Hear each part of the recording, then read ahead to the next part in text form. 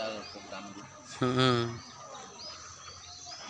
Kuci video le ke data. Nyo kawasan terendam Kampung Tengah Gelempang 7. Nyo posisi pah di ke Melasa.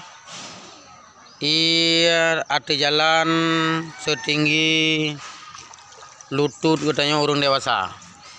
Itu ia ada jalan. Ya. Jadi masyarakat terpaksa jino sehat mengungsi ke Menasa. Nyo kondisi jino sehat yang di ke Melasa. Melasa Tengah semua jalan desa, jalan kabupaten, nyo semadum-madum terendam. Ia di jalan sekitar 40 cm lebih kurang. Semua masyarakat mengungsi ke Melasa.